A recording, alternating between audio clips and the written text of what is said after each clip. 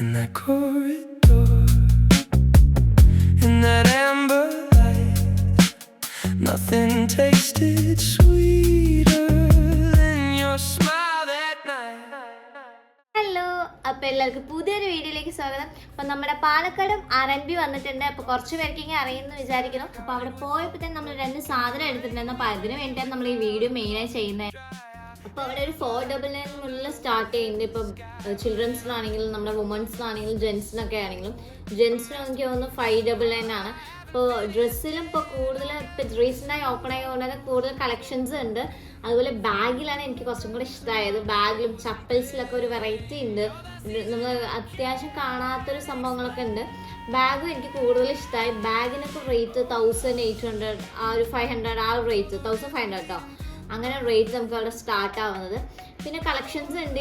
ഇപ്പോൾ വരെ ബേബീസിനൊക്കെ നല്ല കളക്ഷൻസ് ഉണ്ട്. വെസ്റ്റ് സൈഡ് പോലെ തന്നെയാണ് ആ ഒരു പ്രൈസ് റേഞ്ചൊക്കെ നമ്മുടെ R&Bയിലൊക്കെ വരുന്നുണ്ട്. പിന്നെ അവരുടെ കളക്ഷനൊക്കെ നല്ലതാണ്. കുറേ വെറൈറ്റി സാധനങ്ങളൊക്കെ ഉണ്ട്. അതുപോലെ പെർഫ്യൂം സെക്ഷനിലും നല്ല വെറൈറ്റി സാധനങ്ങളുണ്ട്. അപ്പം നമ്മൾ എടുത്തിരിക്കുന്ന 2 പെർഫ്യൂമാണ്. അപ്പം ഇതാണ് നമ്മുടെ ആ പെർഫ്യൂം. R&Bയിലെ എനിക്ക് ഇഷ്ടമായ ഒരു പെർഫ്യൂമാണ്. ഇത് രണ്ടിൻ്റെ ഒരു അടിപൊളി സ്മെല്ലാണ്. ഒരു കിഡിലെ സ്മെല്ല് തന്നെ പറയാം. ഇത് നമ്മൾ സാമ്പിളൊക്കെ ടെസ്റ്റ് ചെയ്തത് നമ്മുടെ ഓൾറെഡി ഉള്ള ഒരു സ്പ്രേൻ്റെ സ്മെല്ല് തന്നെയായിരുന്നു. ഇൻഡസ് പർപ്പിളിൽ വരുന്നത് 50 ml ആണ്. അതുപോലെ 249 എന്നൊരു റേറ്റ് വരുന്നത്. UNB സെന്റിൽ വരുന്നത് 35 ml ആണ്. അതുപോലെ 299 റേറ്റാണ് വരുന്നത്. ഇതാണ് നമ്മുടെ ബോട്ടിൽ വരുന്നത്. അപ്പം ഇതാണ് നമ്മുടെ പേർപ്പിളിൽ വരുന്ന വുമൻ്റെ.